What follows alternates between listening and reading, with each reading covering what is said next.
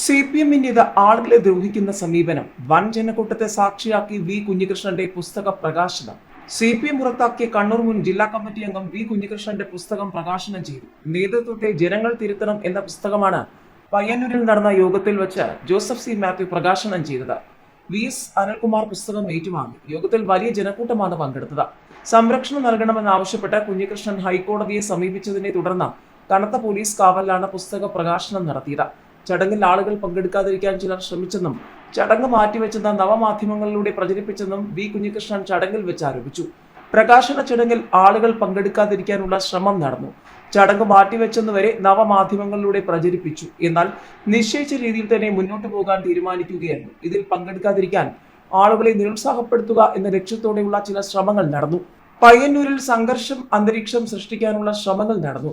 2 രാഷ്ട്രീയ പാർട്ടികളുടെ പ്രകടനം നടന്നപ്പോൾ അത് ആക്രമിക്കപ്പെട്ടു. എന്റെ വീടിന് മുന്നിൽ പടക്കം പൊട്ടിച്ചു. പ്രസന്നന്റെ ബൈക്ക് കത്തിച്ചു കളഞ്ഞു. പുസ്തക പ്രകാശന ചടങ്ങ് അലങ്കോലമാക്കാൻ ചിലർ പരിശ്രമിക്കുമോ എന്ന ആശങ്ക ഉയർന്നു. ഇതോടെയാണ് പ്രകാശന ചടങ്ങിന് പോലീസ് സംരക്ഷണം ആവശ്യപ്പെട്ട് ഹൈക്കോടതിയെ സമീപിച്ചതെന്നും ഹൈക്കോടതി അത് അനുവദിച്ചതെന്നും വി കുഞ്ഞികൃഷ്ണൻ പറഞ്ഞു. ഏതുവിധത്തിലും ആളുകളെ ദ്രോഹിക്കുന്ന സമീപനമാണ് ഇപ്പോൾ നടക്കുന്നത്. ഉന്നയിച്ച വിഷയങ്ങൾക്ക് മറുപടി നൽകാനില്ലാത്തതുകൊണ്ടാണ് പ്രകോപനം ഉണ്ടാക്കാനും അക്രമങ്ങൾ സംഘടിപ്പിക്കാനും ചിലർ മുന്നിട്ടിറങ്ങുന്നത്. എന്നെ വ്യക്തിപരമായി നവമാധ്യമങ്ങളിലൂടെ അധിക്ഷേപിക്കുകയാണ്. വലിയ തോതിലുള്ള പ്രചാരവേല നടക്കുന്നു. സദസ്സിന് മുൻപാകെ പറയാൻ പോലും പറ്റാത്ത വാക്കുകൾ ഉപയോഗിച്ചുകൊണ്ടുള്ള അശ്ലീല സന്ദേശങ്ങൾ അടക്കം പ്രചരിപ്പിച്ച് വ്യക്തിപരമായി തേജോവധം ചെയ്യുകയാണെന്നും കുഞ്ഞികൃഷ്ണൻ പറഞ്ഞു.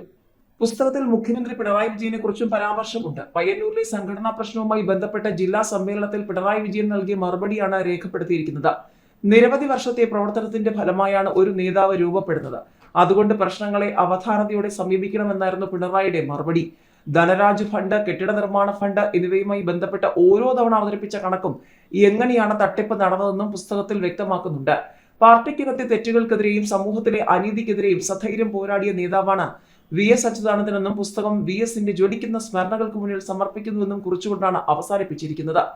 TI മധുസൂദനൻ അടക്കമുള്ളവർ പാർട്ടി ഫണ്ടിൽ വൻ തിരിമറി നടത്തിയെന്നാണ് കുഞ്ഞികൃഷ്ണൻ ആരോപിച്ചത്.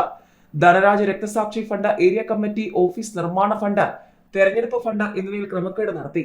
കെട്ടിട നിർമ്മാണത്തിനായി സഹകരണ ജീവനക്കാരുടെ ഇടയിൽ നിന്ന് പിരിച്ച 70 ലക്ഷം രൂപ കാണാനില്ലെന്നും വി കുഞ്ഞികൃഷ്ണൻ വെളിപ്പെടുത്തിയിരുന്നു. ധനരാജ് രക്തസാക്ഷി ഫണ്ടുമായി ബന്ധപ്പെട്ട കണക്ക് അവതരിപ്പിക്കുമെന്നാണ് CPM സംസ്ഥാന സെക്രട്ടറി MV ഗോവിന്ദൻ പറഞ്ഞത്. എന്നാൽ പുസ്തകം പുറത്തിറങ്ങുന്നതിന് മുൻപ് കണക്ക് പുറത്തുവിടണമെന്ന് കുഞ്ഞികൃഷ്ണൻ ആവശ്യപ്പെട്ടിരുന്നു.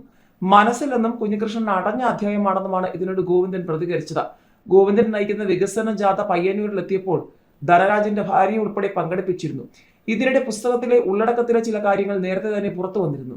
TI Madhusudanan MLA area secretary ആയത് മുതലാണ് പാർട്ടിയെ കൈപ്പിടിയിൽ ഒതുക്കാൻ നീക്കം തുടങ്ങിയതെന്നാണ് പുസ്തകത്തിൽ പറയുന്നത്. പയ്യന്നൂരിലെ നേതൃത്വം താനാണെന്ന് മറ്റുള്ളവരെ ബോധ്യപ്പെടുത്താനുള്ള ബോധപൂർവമായ ശ്രമം TI മധുസൂദനൻ നടത്തി. ക്യാമ്പയിൻ നടത്താൻ ആശ്രിതരെ സൃഷ്ടിക്കാൻ ശ്രമിച്ചു. ഇതിന്റെ ഭാഗമായി ചെറു ഗ്രൂപ്പുകൾ പലയിടത്തും ഉണ്ടാക്കി.